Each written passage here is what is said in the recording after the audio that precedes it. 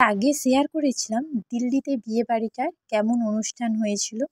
তো আজকে যেটা শেয়ার করব, বিয়ে বাড়ির রাত্রিবেলা কি কি খেয়েছিলাম।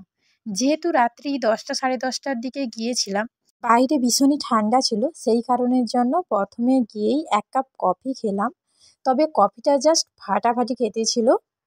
এরপর যেটা খেয়েছিলাম মাংস দিয়ে কিছু একটা খাবার, তবে কিটা আমি বলতে পারবো না, আমাকে ওটা মোটামুটি খেতে লেগেছে। তারপর চলে এসেছিলাম এখানে পানিপুরি খেতে, মানে ফুচকা খেতে।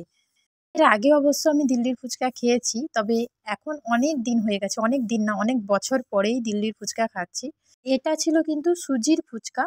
তো ফুচকাটার মধ্যে যেটা দিয়েছিল, আলু তো ছিল না, ছোলা ছিল, আর তার সঙ্গে ওই শসা আর ধনেপাতা ছিল, আর কিছু একটা ছিল, সেটা কি আমি বলতে পারছি না। এটার সঙ্গে খাওয়ার জন্য এই যে টক জল ছিল, তার সঙ্গে চাটনিও ছিল, আরও একটা জল ছিল, সেগুলো আমি কোনোই নেইনি।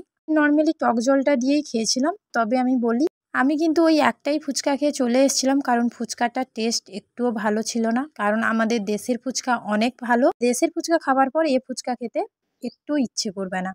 এরপর যেটা খেয়েছিলাম রোল, তবে এটা কিন্তু খেতে ভালো ছিল, বেশ মুচমুচে ছিল। এইটা যে এতগুলো দেখছো, এতগুলো খাইনি, জাস্ট একটা করে ট্রাই করছি, কারণ খেতে কেমন হয়েছে। একসঙ্গে আমরা অনেকেই খেয়েছিলাম।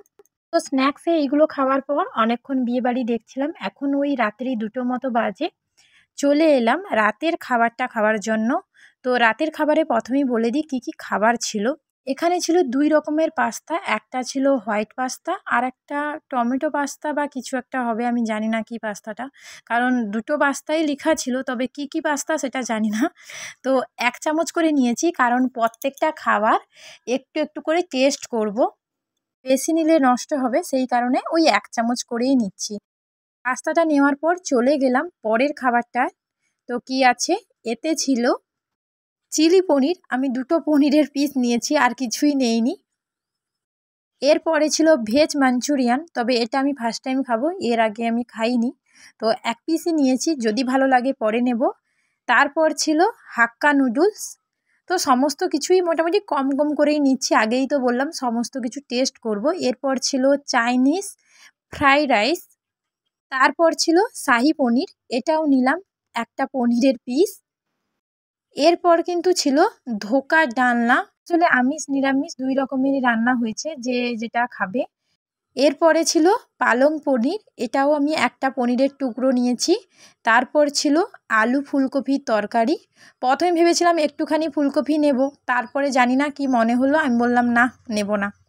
তারপরে ছিল শীতকালের ফেমাস কড়াইশুঁটির কচুরি, এর সঙ্গে আলুর দমও ছিল, নেইনি। তারপর ছিল তন্দুরি রুটি, লাচ্ছা পরোটা, যেগুলো কোনো কিছুই নেইনি। আগে এই কয়টা নিয়েই খেতে বসে বললাম, আগে এগুলো খাওয়া কমপ্লিট করি, তারপর আর বাদবাকি যে খাবার আছে ওগুলোই যাব। ফ্রাইড রাইস তো অনেকবারই খেয়েছি, কিন্তু এটা যেহেতু চাইনিজ, সেই কারণেই এটা এক স্বাদ কিন্তু অন্যরকম। তার সঙ্গে চিলি পনির দিয়ে খেলাম, আর চিলি পনিরটাও খেতে কিন্তু বেশ ভালোই ছিল। 2 রকমের যে পাস্তা নিয়েছিলাম, পাস্তাটা আমার মোটামুটি লেগেছে, কারণ আমার কাছে মনে হয় যেন বাড়িতে যে পাস্তাটা বানাই ওটার আরও বরং টেস্ট যেন ভালো। তারপরে এই যে খেলাম হাক্কা নুডলস।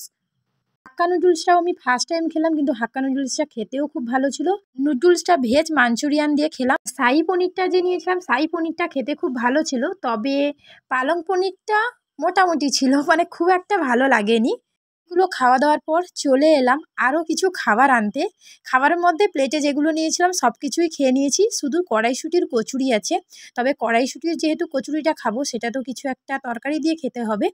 তার আগে নিয়ে নিলাম খানিকটা পরিমাণে বিরিয়ানি। বিরিয়ানির লেগ পিস অবশ্য খুঁজছিলাম, কিন্তু লেগ পিসটা পেলাম না, সেই কারণে এমনি একটুখানি হাড়ের সাইডের মাংস দেখে নিলাম, তবে অল্প পরিমাণেই নিয়েছি।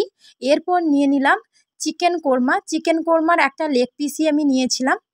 এইখানে একটা কথা বলি, যখন মানে ওই খাবারগুলো নিয়েছিলাম, এটা আমার কাছে ফার্স্ট টাইম হলো। খাবারের পেছনের সাইডে ক্যাটারিং যারা করছিল, তো তারা দাঁড়িয়েছিল। যখন মানে ভিডিওটা বানাই, তখন তারা আমাকে বলছে, আচ্ছা এই যে ভিডিওটা বানাচ্ছে, এই ভিডিওটা কোথায় যাবে? আমি তখন বলেছিলাম যে এটা ফেসবুক ইউটিউব দুটো জায়গাতেই যাবে। তো ওরা নিজে থেকেই বলেছিল, তো চ্যানেলের নামটা বলো, তাহলে সেটা কিছু না করি সাবস্ক্রাইব করে দিতে পারি। তারা যে আমার সঙ্গে কথা বলছিল তাদের মুখগুলো তো তোমাদের দেখিয়েছি, কিন্তু তখনই আমি যেই চ্যানেলের নামটা বললাম, মানে ইউটিউব খুলে আমার ভিডিও দেখলো, দেখে সাবস্ক্রাইব করলো, বলল ভিডিও ভালো হয়েছে। আমি বলছি খেলে না কিছু না, ভিডিও ভালো হয়েছে বলে দিলে? বলছে না, দেখেই মনে হচ্ছে যে ভালো হয়েছে বলে। তো কথাগুলো শুনে বেশ ভালো লাগলো। এরপর আমি ওই যে মটনটা নেওয়া বাকি ছিল, মটনটা নিয়ে এদিকটায় খেতে বসে গেলাম।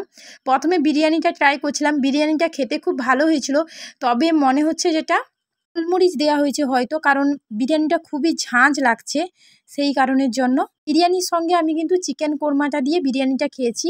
কড়াইশুঁটির কচুরিগুলো খুবই নরম ছিল, আর কড়াইশুঁটির কচুরি আমি ভাবলাম অন্য কিছু না, খাসি মাংস দিয়ে কড়াইশুঁটির কচুরিটা ট্রাই করা যাক। খাসি মাংসের এরকম একটা হাড় নিয়েছি, কারণ হাড়ের ভেতরে ওই যে জুসি মতো মাংসটা থাকে, ওইটা খাবো বলে। পিস যে প্রথমে কড়াইশুঁটির কচুরি নিয়েছিলাম ওটা কিন্তু খাওয়া হয়ে গেছে, তারপরে আবারও 2 পিস নিয়েছি, কারণ কড়াইশুঁটির কচুরি দিয়ে খাসি মাংসটা খেতে জাস্ট ফাটাফাটি লাগছে। এগুলো খাওয়া দাওয়ার পর মানে 1 ঘন্টা 1.5 ঘন্টা মতো পরে চলে গেলাম মিষ্টি খাওয়ার জন্য।